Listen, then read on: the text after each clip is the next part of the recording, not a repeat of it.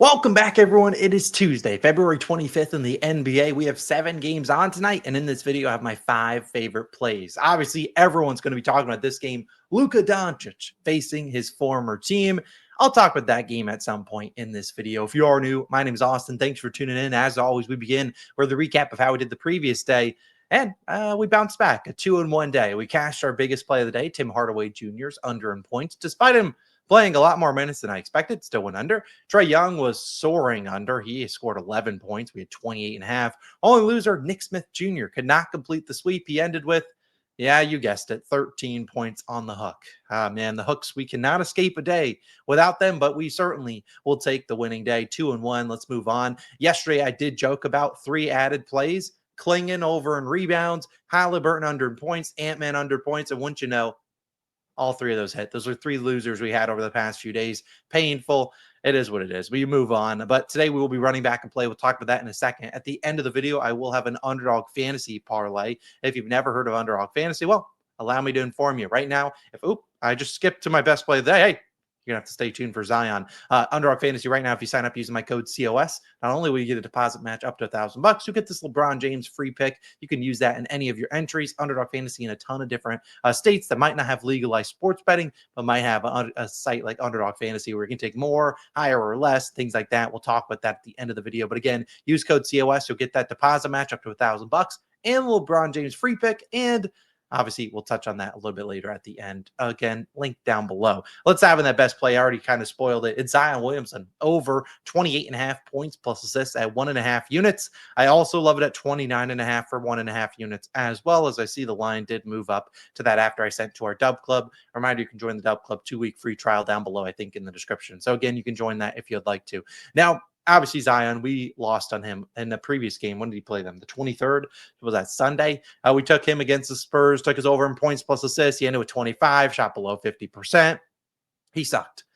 But yeah, we're running it back. I just talked about what happens when you run back your plays. Now, obviously, you might be running it back against a different team, might be different matchups and stuff like that. This is the same exact matchup, and you better believe I'm running it back with Zion Williamson. Give me his over 28.5 points plus assists. Like I said, I'll take it at 29.5, a 1.5 unit play, my biggest play in the video. Now, obviously, Zion Williamson, you look at him on the season over in 12 of 20 games, not terrible. Reminder, this is PropsMadness, best research tool out there. Reminder, you use code COS when you purchase, you get 25% off. So pretty cool offer. Now, Zion, obviously, he's been up and down, whatever. But again, 28.5 really hasn't mattered. But we've seen his last 16 games been pretty good, over an 11 of 16. Like I said, under in that most recent game against the Spurs, 8 of 17 shooting, missed 6 of 10 free throws. Assists, 3 on 10 potential assists. I think this game's a lot higher scoring tonight against the Spurs, and I really think this is just a smash spot for him. We see where he does the majority of his damage in the paint.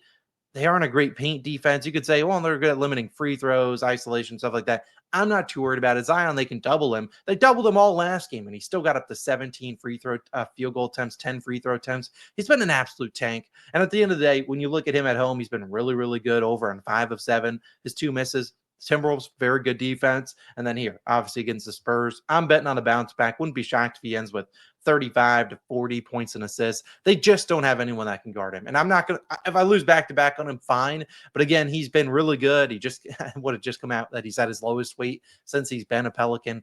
I'm not too worried about those rumors or whatever. I just think he dominates. You could tack on the rebounds. He did have 9 in the most recent game, but that was a game when I believe the Pelicans set a franchise record in rebounds. The Spurs missed so many shots. I don't think they miss as many shots tonight. So I rather avoid the rebounds. He did get off the hot start. I think he had 6 rebounds basically in the first quarter. But again, I rather just take the points and assists, but I can trust him to get rebounds or kind of a hustle stat. Sometimes with Messi and Olenek in there, they might grab some more boards. I rather just his points and assists. Best play of the day, 1.5 units. Second play, we're going to go to an over in that Lakers and Mavericks game. And it's not on Luka Doncic. It's on his former teammate. PJ Washington over 16.5 points, minus 104 on FanDuel. Now, I don't think this line changes for you guys throughout the day at 16.5. PJ, the reason I really like him, though, is he's going to be needed for a lot of minutes. Now, obviously, you can't score when you're on the bench. That's a bold prediction. But again, when you're on the floor, he should get a lot of minutes because we think about the Lakers. Obviously, they have LeBron James. Obviously, they now have Luka Doncic. the Mavs need defenders out there. And while sure, I love guys like Dante Exum and Spencer Dinwiddie and Max Christie, at the end of the day, their best defender is PJ Washington. So assuming he can avoid foul trouble, which is a big if, but again, he's done a pretty good job, knock on wood, at limiting foul trouble. We're looking at a guy that could realistically see upside of 36 or more minutes tonight. And while you could look at his rebounds or look at his assists and stuff like that, maybe you say, oh, well, now he's on the floor, get more rebounds and assists.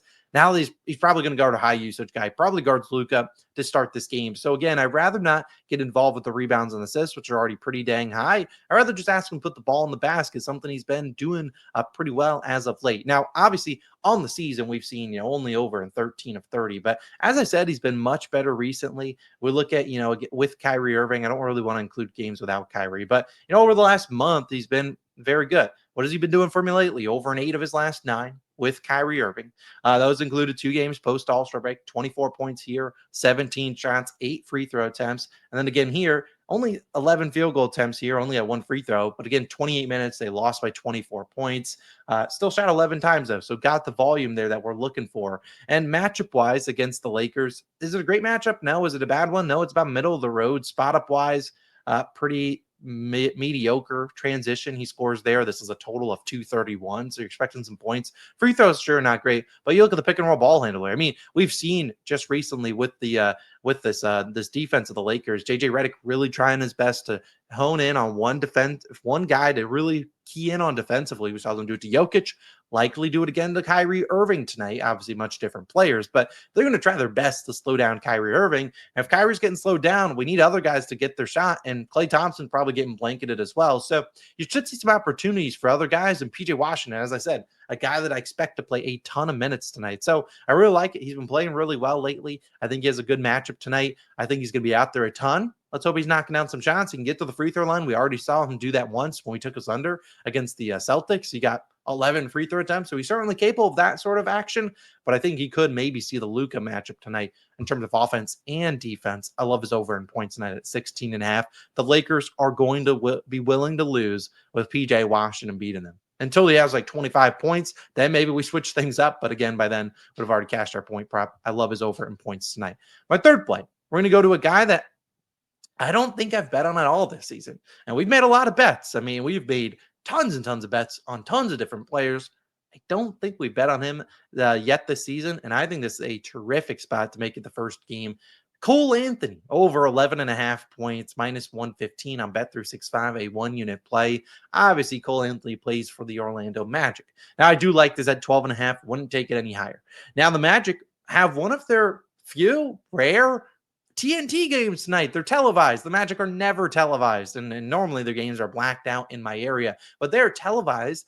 And you imagine they're going to try pretty hard tonight. Additionally, to try it hard, I think they keep the game close against the Cavaliers. The only way to keep it close against the Cavs, they have to be able to score the basketball. And while yes, Banchero and yes, Franz Wagner are their main scorers, we think about Banchero's matchup against Evan Mobley. Really tough one there. Think about Franz Wagner's matchup. I think he can get his shot and score. But again, they'll try their best to try to take him away. They need a third scorer. Those two guys can't carry the load against this Cavs team, which can score. The Cavaliers can score in any different way. You need other guys to score the basketball. And Cole Anthony, not arguably, he is their third best scorer. Now, Cole Anthony has obviously had an up and down season. We know that. Obviously, Jalen Suggs remains out here. Jalen Suggs is a guy that's really limited his minutes. But when he's out on the floor, he typically plays pretty well. I mean, if we look at I'm going to pull up his stats in terms of on the season, what he's averaging like per 36 and stuff like that. Like on the season, he's averaging about 9.5 points per game in 18 minutes. Tonight, I project him to see more than that tonight. Obviously, let's begin first by talking about Cole Anthony, and we'll look at his numbers and kind of how he's played so far this season. Obviously, you can look at his number. It might be at 12.5, 11.5, still available. Bet365, ESPN Bet, Underdog. And we'll be talking about that later. Again, decent. Obviously, you can take it at 12.5. I don't think it really matters. Cole Anthony, obviously, got to step saying obviously. He's had an up and down season, over in 13 of 30. What I really like recently, though, in his most recent games is this game against the Hawks, 32 minutes, shot 7 of 13, great game. 17 minutes here, 6 of 12 shooting, or 34 minutes, 6 of 12. But then his minutes dropped here against the Wizards. Only played 21 minutes. Obviously, shooting 1 for 9 is not going to help. But I really think that there's a realistic possibility he sees closer to this many minutes. I mean, in this last game against the Wizards, we saw in that game, obviously they won by 20 points. They didn't really need his scoring. But in that game, what happened? Well, Anthony Black, one of his replacements, came off the bench. And you can see kind of here, he scored 23 points. So again, his backup came in and played well. Of course, he's going to lose minutes. But I think this is a game they need his scoring tonight, and they need his versatility. And we've seen in games this season when he plays 25 or more minutes, over 11 of 16. I'm not too concerned about that. What I really want to look at is when he plays that many minutes with Banchero and Franz. So he's over in 4 of 4 games. Obviously, not a lot of sample size here because his minutes have been very sporadic, but 2 of those games coming recently, all 4 coming in February. So we've seen a pretty high floor for him. You look at how he scores the basketball, you might be like, man, not a great matchup, Austin, 7th and 8th. I'm not too worried about that. Should get some spot up opportunities against the Cavaliers. We've seen other guards play pretty well against them. Obviously, Morant, we're not counting him, but Vince Williams off the bench, he scored 10. McBride, not really a big scorer for the Knicks, but again, Keon Johnson, 16, quickly at 15, Abaji, 15. I mean, a lot of kind of sample size here, a lot of different guys in this pool of players. But again, Cole Anthony can shoot the 3-pointer. He can get to the free throw line. He can score in a bunch of different ways. And the Magic, in my opinion, need that versatility tonight. And so I'll take his over 11.5 points. I think the volume's there. I think the minutes are there. And hopefully he can knock down some shots for us. Coming off a 1-for-9 game, you'd expect some regression. Let's hope he gets the minutes, and let's hope he's knocking down some shots. He's certainly a capable guy. End of the shot clock, they're looking for him. They need scoring out there against the Cavs in a game with a 224 total, which is super high for the Magic. There's points in this game, and this game's tight-ish. I think we're going to see some points from Cole Anthony, one of my favorite plays of the day. Fourth play, we're going to stay in the same game, and we're going to go to a parlay. Kevin Durant, 20-plus points, parlayed with Max Strus of the Cavaliers under 2.5 made 3-pointers, currently minus 120 on DraftKings. I think FanDuel was about minus 125, so not a huge difference. Now the question mark is going to come. Austin, the line dropped to 1.5 for Strus. What do I do? I don't really have a good answer for you. I honestly don't. I would love to say, hey, take it at 1.5, but that's obviously a huge difference. I probably would just avoid this play, which is probably why I won't touch on it a ton. But I really do think this is a great play. As for Kevin Durant, why do I like him for 20-plus points? Well, he has scored 20-plus points in 40 of 44 games. He is coming off actually one of the rare games he didn't score 20 points, facing the Grizzlies, where he scored, I think, 29 and 34 this season. Kevin Durant's getting 20. As for Strus, why do we like his under in 3s? Because we're using Durant as our juice reducer. Strus has obviously had a very up and down season, just like a guy like Cole Anthony, just like really any role player on the team. If you look at his 3-point prop, you look at him, he is under in 17 of 28. So pretty good. Obviously, the under is very juiced here. You see minus 185, minus 190. What I really like, and what we've talked about before, where he scores his points, 53% from above the break, 3s. Magic ranked first there. Magic first defensively versus spot-up shooters. We know that. What I also really like is you look at this matchup and look at the Cavaliers' depth chart. Obviously, Darius Garland, a big injury news here. Will he play? Will he not? I hope he plays. Obviously, if he doesn't, not ideal. But again, hopefully he suits up tonight. I think he does.